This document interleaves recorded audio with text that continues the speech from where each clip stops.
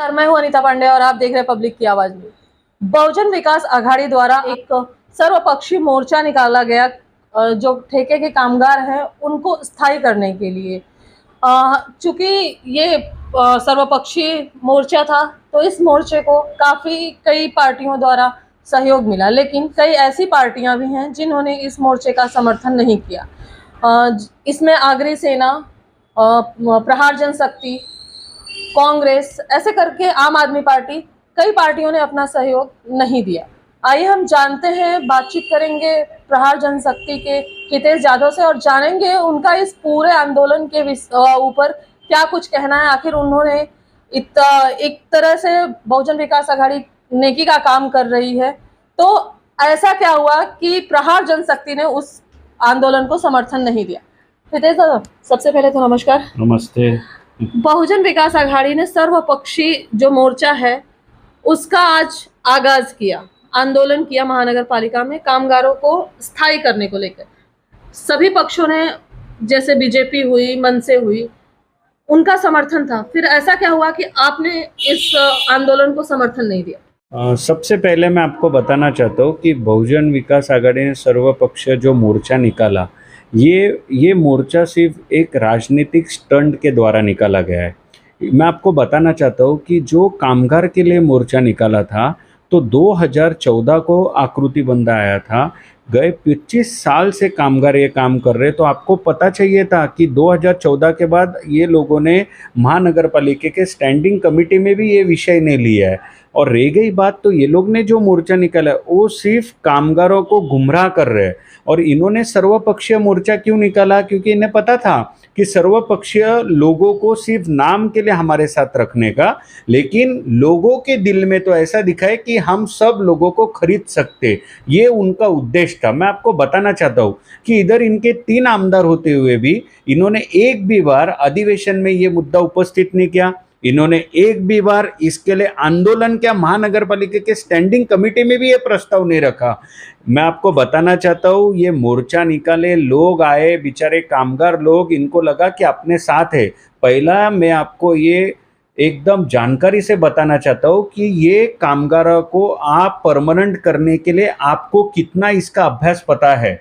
इनको कुछ नहीं पता, सिर्फ क्या है, इनको परमानेंट करो, परमानेंट करो। परमानेंट करने के लिए आपने को राज्य सरकार से फॉलोअप लेने के बाद उधर आपको एक प्रस्ताव रखना पड़ेगा।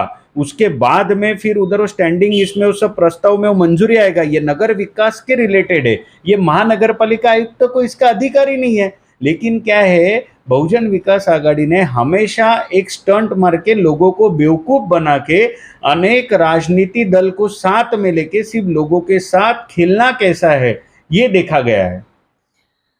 3 आमदार 11 साल तक सत्ता महानगर पालिका में, नगर सेवक इनके, महापौर इनका, और ठेका सिस्टम शुरू करने वाली भी बहुजन विकास आघाड़ी। अचानक से आंदोलन की याद कैसे आई? मैं आपको बताना चाहता हूँ, कहीं इनका केंद्र सरकार ने जो ये प्रस्ताव निकाला है कि परीक्षाएं होंगी और उस हिसाब से जिनके जैसे रिजल्ट रहेंगे उस बेसिस पे कर्मचारी नियुक्त किए जाएंगे, तो जिस तरीके से बहुजन विकास आघाड़ी ने 11 सालों तक लोगों को मूर्ख बनाया, ठेकेदार इनके, और ठेके के द्वारा जो कर्मचारी नियुक्त किए जाते थे वो भी कहीं ना कहीं उन ठेकेदारों के ही रिश्तेदार, एक एक घर से 3-3 लोग। तो जो तरीके से इनको फायदा मिलता था, क्या वो फायदा हाथ से निकल जाएगा, वो मलाई इनके हाथ से निकल जाएगी, वो डर तो नहीं है इनको? आपको मैं बताना चाहता हूँ, बहुत अच्छा सवाल आपने किया। इन्होंने जो ठेकेदार कर्मचारियों को रखा ना, तो इधर के स्थानिक नगर सेवक लोगों ने क्या किया, इनके 4 आदमी लगने चाहिए, इनके 10 आदमी लगने चाहिए, इनके 15 आदमी लगने चाहिए।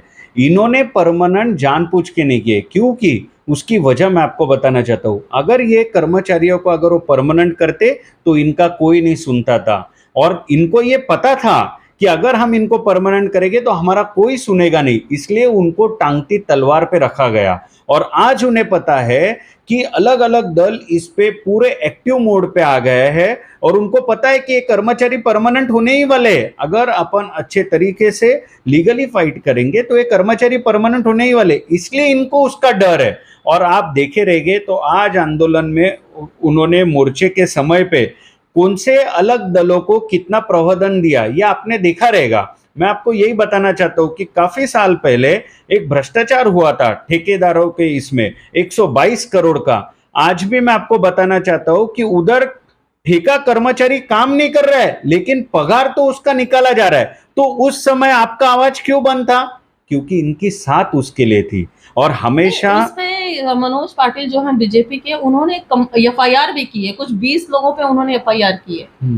एफआईआर किया, लेकिन एफआईआर होने के बाद मेरा कहना यही है, ठीक है वो मनोज पाटिल ने जो किया वो उन्होंने किया, लेकिन उसके लिए आप उस समय क्यों साथ में नहीं आए? आपको पता था ना कि ये ठेकेदार और कर्मचारियों के साथ अन्याय हुआ है। उस समय के एफआईआर का आज भी फॉलोअप हम ले रहे।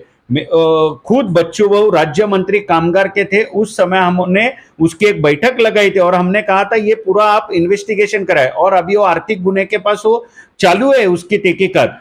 बहुत सारे कर्मचारी काम नहीं करते हुए भी ठेकेदारी को पैसा गया है, तो उस समय ये लोग ने आवाज क्यों बंद रखा था? मैं इतना जरूर कहूंगा कि ठेकेदार कर्मचारी जो है उन्होंने उनके दिमाग से चलना चाहिए, उनको समझ में आना चाहिए जब इनके हाथ से अगर कुछ चला जाता है ना तो ये सबको साथ लेने की बात करते हैं, और जब इनके हाथ में सब कुछ रहता है ना तो सबको ये लंबा करने के सोचते हैं। ये बहुजन विकास आघाड़ी की मानसिकता है। नहीं, आज भी तो देखने को मिला, क्योंकि कहने को तो सारे पक्ष, कई पक्ष के लोग थे, लेकिन झंडे तो सिर्फ भविया के दिखे, सिर्फ पीला ही झंडा दिखा। वो जो उन पॉलिटिकल पार्टी के लोगों को क्या कहना चाहेंगे? राजन नाइक जो है बीजेपी के जिला अध्यक्ष, उन्होंने बोला, आरोप लगाया कि कामगार नेता है और प्रथम महापौर हैं, फिर भी उन्होंने कामगारों के लिए कुछ नहीं किया। दूसरी तरफ उन्होंने समर्थन भी दिया है। तो आपको नहीं लगता कि कहीं ना कहीं बहुजन विकास आघाड़ी को छुपे तौर पे ये समर्थन और बाकी का सब दिखावा है?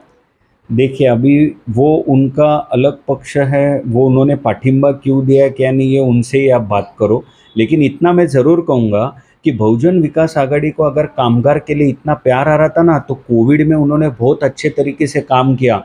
वो कामगारों को आप एक सर्टिफिकेट देके भी उनका सम्मान करते थे ना, तो बहुत सारी खुशी वो कामगार और उनके परिवार को मिलती थी। उन्होंने ऐसा कुछ किया क्या? मुझे आप बताओ। आज जानबूझ के सिर्फ लोगों को दिखाने के लिए उन्होंने एक मोर्चे का आयोजित किया। आपको भी पता है इतने सालों में बहुजन विकास आघाड़ी कब रास्ते पे उतरी है, मुझे इसका आप जवाब दो। बहुत सारे विषय कभी नहीं उतरी, लेकिन उन्हें पता है किस समय किसको गुमराह करके पागल बना के लोगों को सिर्फ बेवकूफ़ बनाने का, ये बहुजन विकास आघाड़ी को अच्छे से पता है। वैसे ईरान में तमाम मुद्दे हैं, पानी का मुद्दा है, बहुत सारी दिक्कतों का सामना करना पड़ा है पानी को लेकर, बिजली की समस्या है, बिजली आए दिन गायब रहती है। ऐसी ऐसी परिस्थितियों में रहते हैं लोग, क्योंकि बिल्डर लॉबी अधिकतर बहुजन विकास आघाड़ी के ही लोगों की है। चौल डेवलप हो गया है, घर डेवलप कर लिए, लोगों को रास्ते नहीं है, कमर से ऊपर तक की पानी भरता है। संतोष भवन का, अगर नाला सुपारा पूर्व का संतोष भवन का क्षेत्र देखा जाए, धान्यू बाग देखा जाए, इन सारे मुद्दों को छोड़कर बहुजन विकास आघाड़ी ने कामगारों का मुद्दा उठाना और उसके लिए आंदोलन करना बेहद जरूरी समझा। क्या कहेंगे? नहीं, भलाई का काम कर रहे हैं वो, तो अब फिर भी आप लोग उनको समर्थन नहीं दे रहे। भलाई का काम कर रहे हो तो कामगार को भी पता है और लोगों को भी पता है। कामगार को परमानेंट करने चाहिए, उसके साथ हम पहले भी थे और आज भी है और आगे भी रहेंगे। जब तक उनको न्याय नहीं मिलेगा तब तक प्रहार उनके साथ में खड़ा है। दूसरी बात रह गई, पानी हो गया, बिजली हो गया, इन्होंने पानी के साथ ही तो पूरे 30 साल में राजकारण किया है। मुझे आप बताओ, पानी आम आदमी को मिलता नहीं है, इनकी बड़ी बड़ी टावर को, इनके बड़े बड़े मॉल को, इनके बड़े बड़े बंगले को पूरा पानी मिला जाता है। तो ये पूरा गलत तरीके से बहुजन विकास आघाड़ी को अच्छे से पता है। मैं इतना ज़रूर कहना चाहता हूँ कि जनता ने आप समझ में आना चाहिए उनको कि किस तरीके से अपने को बेवकूफ़ बना रहे हैं। यानी कि प्रहार जनशक्ति वो कर्मचारियों के साथ है, लेकिन उसका विरोध बहुजन विकास आघाड़ी का विरोध कर रही है। प्रहार जनशक्ति कामगारों के साथ में है। हमको क्या है, अगर मैं भी वही व्यासपीठ पे जाके बैठ सकता था, लेकिन हमको कामगारों के साथ बोलो या आम आदमी के साथ कुछ भी राजनीति खेलने का नहीं है। हम राजनीति खेलेंगे तो राजनीति लोगों के साथ खेलेंगे, लेकिन आम आदमी के साथ हमें राजनीति खेलना नहीं है, इसलिए आज हमने वो व्यासपीठ पे हम गए नहीं, लेकिन कामगारों के लिए हमारा पूरा पाठिंबा है। और ज़रूर हम मंत्रालय के स्तर पे नगर विकास मंत्री रहने दो, मुख्यमंत्री रहने दो, और इससे हम बच्चू बहू के मार्फत हम उसका पूरा पाठपुरावा करके कामगारों को न्याय दिलाने वाले हैं। ये थे हमारे साथ प्रहार जनशक्ति पक्ष के हितेश जाधव। उनका साफ तौर पर यह कहना है कि ये जो कुछ भी आंदोलन आज किया गया वो कहीं ना कहीं एक छलावा है, एक दिखावा है। जो वसई विरार की अन्य राजनीतिक पार्टियां हैं, चाहे वो बीजेपी हो चाहे मनसे हो, ये कहीं ना कहीं इनको साथ में लेकर चलना एक इनको बेवकूफ बनाने वाली बात है। और कहीं ना कहीं चुनाव है वसई विरार महानगर पालिका के, वो जल्दी लग सकते हैं, ऐसी उम्मीद जताई जा रही है। तो कहीं ना कहीं ये चुनावी रणनीति है बहुजन विकास आघाड़ी की, और अन्य पॉलिटिकल पार्टियों को बेवकूफ बनाया जा रहा है, और वो पॉलिटिकल पार्टियां बेवकूफ बन भी रही हैं, ऐसा हम कह सकते हैं। क्योंकि जिस तरीके से आज सर्वपक्षीय दलों के लोग जो सम्मिलित हुए थे, जो नेता यहाँ वसई विरार के जो जाने माने लोग हैं, जो जानी मानी हस्तियां हैं, उनको स्टेज पे बुलाया गया, लेकिन उनके साथ जिस तरीके का दुर्व्यवहार किया गया वो हर किसी को पता है और हर किसी ने उसको देखा है। तो कहीं ना कहीं ये बहुजन विकास आघाड़ी की जो ये रणनीति है, ये कामगारों के लिए नहीं है, ये उनके अपने लिए है।